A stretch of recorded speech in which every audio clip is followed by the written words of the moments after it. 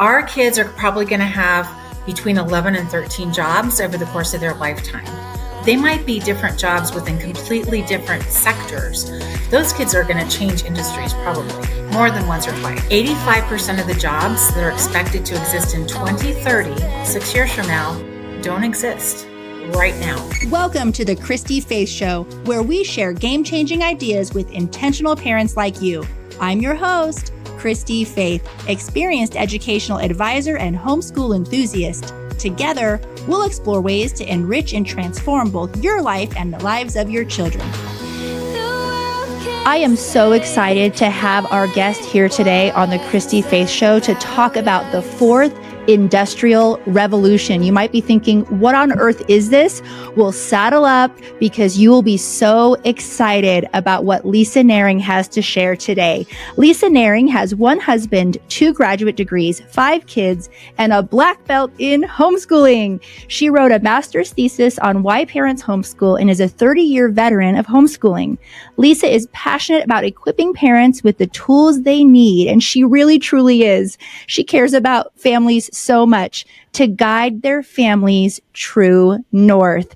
Thank you so much for being here today, Lisa. I would love just to have you introduce yourself to the audience here. Who are you? How did you start homeschooling? And what do you do in the homeschooling space? Yeah, thanks. I'm so glad to be here. So thanks for having me. We started homeschooling in 1991 in Southern California. And in Southern California at that time, you didn't have to register your kids to homeschool until they were 7. And we knew my husband was in graduate school. We knew that we would be leaving in a couple years. So we started looking at public schools in the area. And there was just one problem after another, from academics to social issues. And so we decided to homeschool for a couple years. And my husband got a military internship, and we knew we were going to move a couple times in a few years. And then we just kept adding kids and started really loving the lifestyle. And we've just continued and had more kids and and graduated them all. So that's how many total years have you? All of them are grown now, right? Do you have any at home still?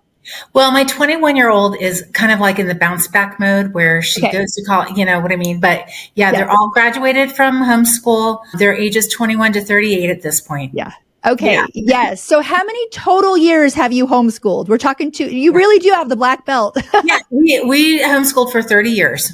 Wow. Yeah. That's incredible. Oh, I love asking the generation before us. Did you feel like you had to hide your kids before 3 p.m.? Because I have heard this from people. Yes. We did. Our homeschool book club leader, she'd actually gone to jail for homeschooling in Southern California for truancy. And so we did park days and we went to the beach and stuff. Southern California is like outdoor paradise, right? So we did all those kind of things, but we were pretty aware. We filled out all the forms and did all the things and dotted the I's because we did know people who had gone to jail. That's incredible. Yes. And that's something I'm really passionate. In fact, that's another reason why I'm so glad to have you on today. One of the goals of my podcast is to introduce this newer generation to all of you ladies that are a generation before us, because I feel like nowadays our biggest worry is, how am I going to socialize the kids and what curriculum do I buy?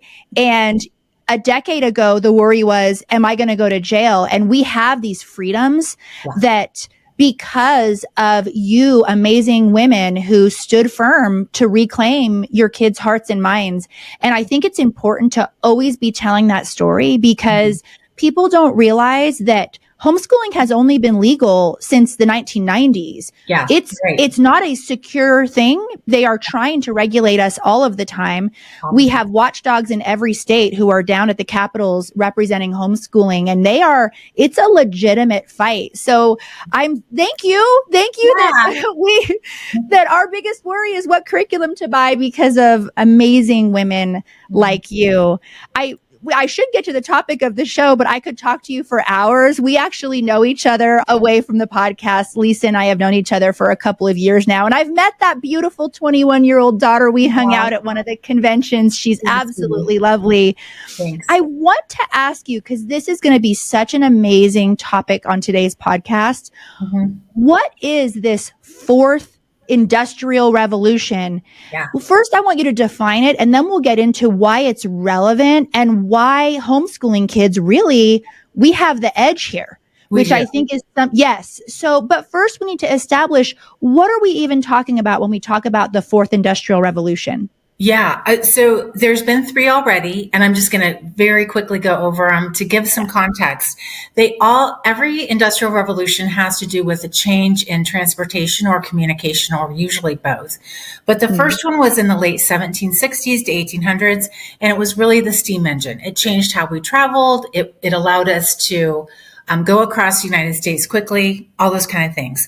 And then the late 1800s, this is the one I learned about in 8th grade, is the Industrial Revolution. It was like 1890s to 1910. I never knew there were 4. But this had to do with steel and mass production of things, Ford and all that kind of stuff. And then in the 1950s, superconductors and computers really changed really how we did computation. And then the fourth industrial revolution, which is what we're in now, a lot of people say it's like part B of the third industrial revolution. This is where tech is merging with humanity. And so it is really the blurring of the lines between physical, biological, and digital spheres. And a lot of people are really concerned about that. I mean, I am too. There's a lot of things that are happening very, very quickly in tech. We're in what's called an age of disruption. So most industrial revolutions last like 10 to 30, 40 years. But we're in this time right now where the tech is speeding up so very quickly, and the innovation is just like logarithmically changing, that a lot of futurists are saying we're just in a time of disruption. So it's not going to be like a 10 or 20 year time. It's just going to be this age of disruption now that we are preparing our kids to live and work in. That was a lot. And this is so amazing, because I have said in the past that the traditional school system, the public school system, even the private schools in our country and across the globe are preparing kids for a world that literally doesn't even exist anymore. It's totally irrelevant. Yeah. And so the question we need to ask ourselves, which I'm so excited, is when we're looking at this age of disruption and not even being able to fathom what jobs our kids might even have 10 years from now, have great thinkers, or you're a great thinker, have the people, the smart ones here, figured out what specific skills our kiddos need to succeed in this? It is so rapid. You're right. It is really rapid. Well, I want to throw out a couple stats first. Okay. Our kids are probably going to have between 11 and 13 jobs over the course of their lifetime. One, people are living longer and they are able to work to an older age because of medicine and technology and those kind of things. But the other thing too, they might be different jobs within completely different sectors. So it might not just be a different, like you switch jobs in your industry. Those kids are going to change industries probably more than once or twice. Really? So that's something to really take into account. Secondly, 85% of the jobs that are expected to exist in 2030, 6 years from now, don't exist right now. 80%? 85%. 85%? That is the rate of tech growth right now. Like, I'm not even kidding. We're seeing 3D printed spleens, livers, I think, being transplanted into people, robotic arms. I mean, there really is a blurring between tech and humanity, the biological and the digital spheres. So things are really rapidly changing. How do we prepare our kids for that? I love this quote from David Ben-Gurion. He was the first prime minister of Israel. And he said, it's not enough to be up to today. We have to be up to tomorrow. And a lot of us as parents, I had kids in my 20s, 30s, and 40s. So my younger kids have an old mom. And if I was getting them ready to launch as a young adult the way I did, that was 40 years ago. That's 2 generations ago. But all you younger moms out there who are getting your kids ready to launch, you graduated 20 years ago. That's a generation ago. And that world is literally over. 2020 happened. We're now in the fourth industrial revolution. And jobs that we got prepared for literally don't exist anymore. I ask this in the live workshops I do. When's the last time anybody used a Cartwright? And literally nobody knows what that is. It's the people who made the wheels for the buggies, the horse and buggies. Yes. Well, we don't, right? Because during the second industrial revolution, the Ford, company took over the wagon industry, like literally almost overnight. And that's the world that we live in right now. So to prepare our kids for specific jobs is a little iffy. Mm-hmm. There's some things that we can do to really help our kids get ready for this world that is going to continue to be disruptive. And the first one is just focus on literacy, which sounds so basic, right? But there are a lot of functionally literate people. That means that they function at like a 5th grade level. That's not enough.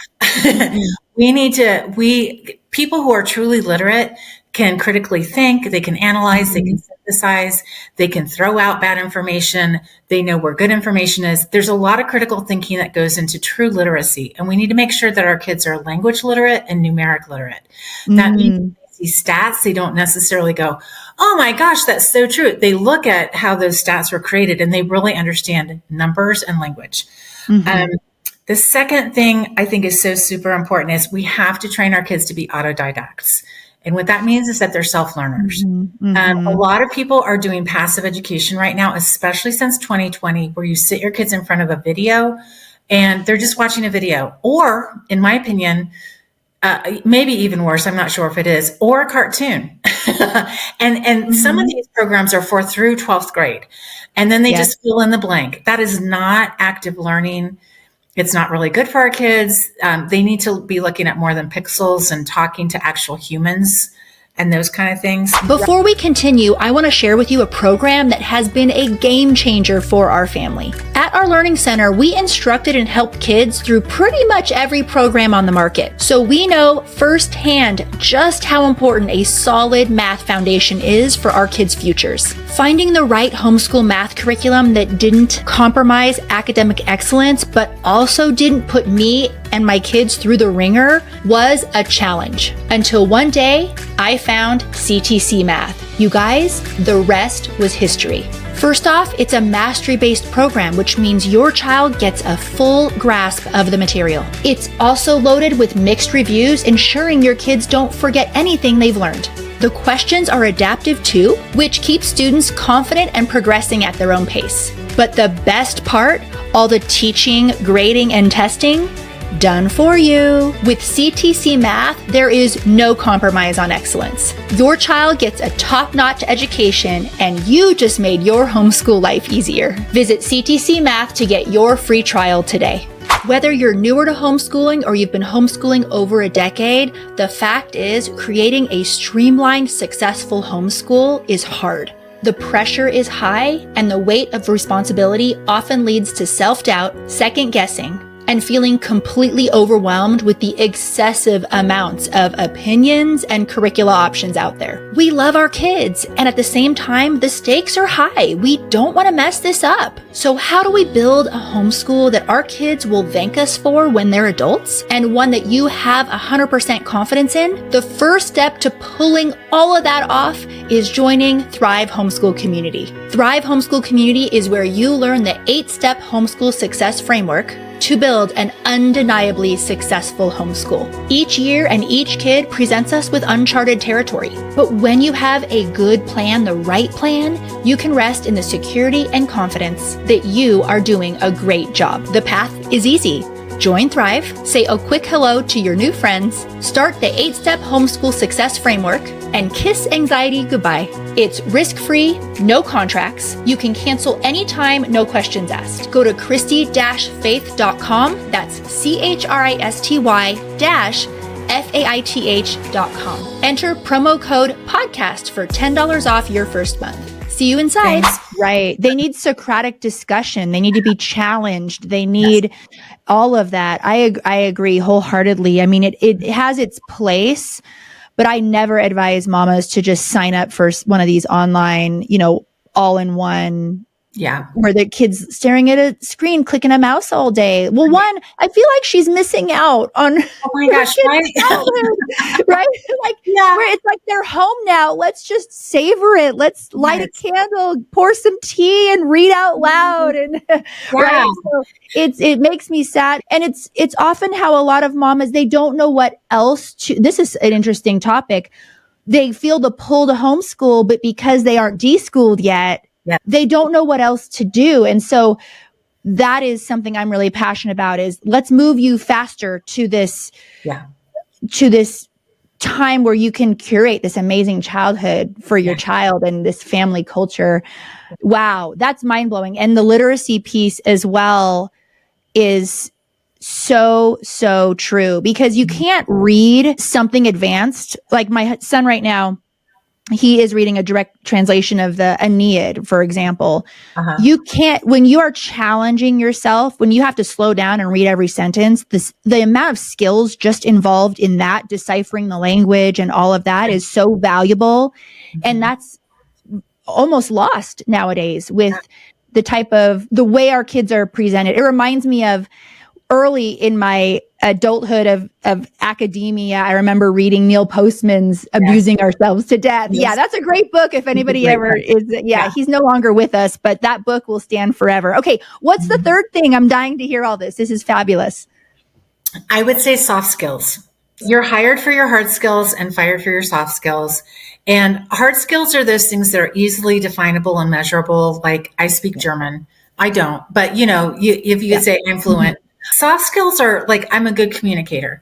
Well, so was Hitler. So what does great mean? And what are you doing with that communication? They're a little bit more difficult to define, but they're super important, especially as our kids go from job to job, because they're going to live and work in a global gig economy, which means that those days of working for one company for 35 years, that's over. They're going to have to market themselves, close the sale, maybe write invoices. They're going to know how to sell and how to persuade. The number one thing that employees want from new hires is how to sell. Can they sell by written word, and can they verbally sell a product or service or whatever? So soft skills are super, super important, more so than ever, I would say. I mean, they always have been, but especially with Zoom, and we already live in a global world, right? Like, I was on Zoom a couple weeks ago with somebody from Egypt, Mexico, all over the United States and Canada. And that's what our kids are going to be doing. So having those soft skills, the top four: communication, critical thinking, collaboration, and creativity. So as homeschoolers, we're poised to really do those well. And we do those with things like what you said, Socratic discussions when you're reading a book. And if you don't know what those words mean, it means opening the book and talking about it and having those communications with each other.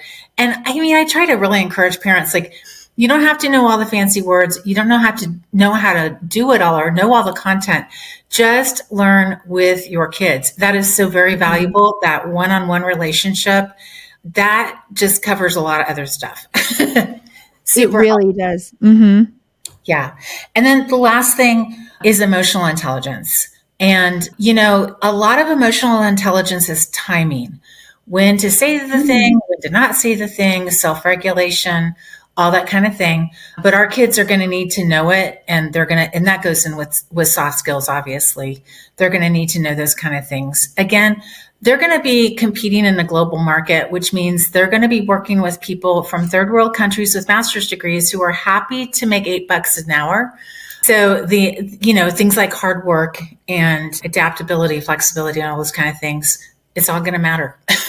The show will resume in just a minute, but first I want to share with you an incredible resource that is totally free to homeschooling families everywhere. Have you ever felt like you were on trial for your homeschooling choice when visiting a doctor or another service provider? It's unsettling, especially when someone misinformed has the power to threaten your family. Unfortunately, we have heard countless stories of parents who have felt trapped in offices and met with suspicion rather than support simply because they were homeschoolers. I've been profiled and interrogated myself, and I'm sure many of you have as well. Enough is enough. It's time we proactively vet service providers before giving them our business and our money. Enter Christy-Faith's List, a directory 100% free to homeschooling families, connecting you with homeschool-friendly service providers who promise to support you in your homeschooling choice. We want every homeschooler in America to know about and be using this list. So here's how to make Christy-Faith's List a household name. 1, tell all your friends about it. Let's show the market just how powerful the homeschool movement is. Number 2, check Christy-Faith's List website before stepping foot into any any service provider's office to make sure they are on there. And number 3, if your favorite service provider isn't on the list, make sure to refer them. There's a button on the homepage of the website. It takes only 30 seconds, and that way we can send them a lovely invite. If you're listening and you are a homeschool-friendly professional, we want you on the list. We're eager to connect homeschooling families with you, shout your name from the rooftops, and bring you tons and tons of business. We have plans for every type of business, both small, local, nationwide, and worldwide. Check out ChristyFaithsList.com today. Hi, Mama. If you like my social media content and my show, I'm pretty sure you will love my book, Homeschool Rising: Shattering Myths, Finding Courage, and Opting Out of the School System. My book is for homeschool parents, both veteran and new, and the perfect book to hand any homeschool skeptics in your life so they can better understand why you've chosen this amazing lifestyle. This book will challenge you, empower you, encourage you, and give you solid, mindful answers to all those questions you get about your homeschooling choice. Grab your copy and maybe an extra one for your mother-in-law today. Homeschool Rising is available wherever books are sold. Yes, that reminds me of, I don't know if you've seen those videos on social media, but they crack me up. They talk about the personality hire. Have you seen those videos at all? No. Where someone basically, they do a skit where they walk into the room and they label the person as, this is the personality hire. And they're basically the office gel, the office entertainment, the one that can pull strings and get on the phone and, get the governor to come right down to the office. And because of these soft skills, the connections, the networking, and basically the joke is that they don't really do anything but that. Yeah. However, that is actually really important. The other thing that came to mind with soft skills is that while our kids are changing these jobs, they need referrals. They need references, and you're not going to get a good reference if you are a cold personality or struggle in that area. Yeah. And it's exciting now that there's so much SEL stuff out there. It didn't even exist when I was going through school. Mm-hmm. Yeah. I had an extremely intuitive mother. Mm-hmm. So we would talk about social situations and reading body language and things like that. Yeah. But that's not a normal topic of conversation, I think, when I was growing up, at least in the 90s, where I do think it is now. Mm-hmm. And I think that's absolutely fabulous. Yeah. So another thing I want to touch on is the 5 emerging economies, because I think these are really important to keep an eye on. Doesn't mean that other economies won't exist, but this is where the serious growth is going to happen. And that's in artificial intelligence. I mean, we're seeing that all over the place, right? Yes. The Internet of Things, robotics, 3D printing, and then the empath economy. And the one people might not know what it means is the empath economy. And that just means anything that where you're touching a person emotionally or physically. So chiropractor, physical therapist, counselor, pastor, etc. The one thing with the empath economy is it's very politically loaded right now. So, counselors and pastors, there's a lot of political movement in those fields. So if you have a kid who wants to go into it, just talk to somebody already in the field, because they're changing really quickly. There's a lot of regulation. And what does that mean? What does that mean? Absolutely. If you're enjoying the show and you don't want to miss out on future episodes, hit that like and subscribe button and show us some love with your comments. Those 5-star reviews really do make a difference. How can homeschooling parents adapt to this, adapt their teaching methods or their curriculum? There isn't a fourth industrial revolution curriculum out there, right? Not yet. Not yet. You're probably working on it, which I hope you are, because we'd be signing up for that. But what can we be doing as homeschooling parents, kind of nuts and bolts here, tangible ways we could change and adapt our existing curriculum or our conversations in our homes to better prepare our kids for this? Yeah, that is a great question. I would say make sure your curriculum really has critical thinking in it. One of the things that I feel like a lot of homeschoolers don't take into account is that their kids can do more than probably we're expecting right now. And there are some curriculums that are just bad. I mean, I hate to say that, but the homeschool industry is $1 billion industry and people want money. It's an easy way to make money sometimes as somebody in the industry, not always easy. But the other thing too, I think literature-based curriculum is phenomenal. We used Sunlight for a long time with memory work and making sure you're asking those questions and you're being dialectic about it. Because again, literature-based curriculum can be very passive. You might read 80 books in a year, but if you asked your kid who the person, place, or thing was and what was the major theme of book 7, they might not even remember it. So slow down, take time, have those conversations with your kids, and let them talk back to you. One of the things I've found over the years, you probably found this too, working with kids in person, they don't often have a place to talk. And especially when they're in middle school and early high school, they want to talk. They want to share their goofy ideas. They want you to laugh at their dumb jokes, even if it's the same one every time with no punchline. But they do want to wrestle with hard ideas and they have big feelings. And so I think giving space for your kids to talk with you and your husband, like have family meals and put the phone away. Don't put it in the middle of the table because your kids will trust it. If it rings, you'll answer the phone and ignore them. So put the phones away from the table and really have conversations with your kids and have hard conversations. Talk about politics, talk about religion, talk about the family member who has a completely different lifestyle from you and the fact that you love them and all those kind of things. Have those hard conversations with your kids and tell them why you're doing what you're doing, how you came to this value system, why you've rejected that value system, why you're voting this way or why not that way. And give your kids space to have different ideas than you. Most kids, once they hit like middle school, they just are going to argue. It's just developmentally where they're at. So teach them logic, teach them how to argue well. They're going to argue anyway. and have those weird conversations with your kids. But be careful. I have a funny story. We have this in our homeschool. My kids have, when they reach a certain age, I mean, we have our required literature reading, but I also have mom required reading where we kind of rotate worldview books, apologetics, business books, things like that. Well, on my list, which is up next, is Never Split the Difference. And I have a junior higher. And Scott and I looked at each other and we're like, dare we arm this child?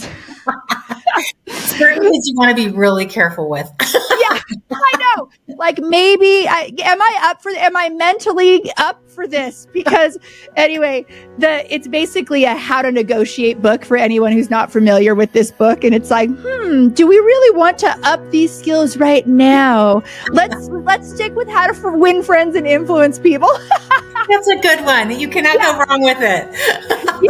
Thanks for joining us for part 1. We hope you gained some valuable insights. Be sure to catch part 2 where we're going to continue this great conversation. My heart,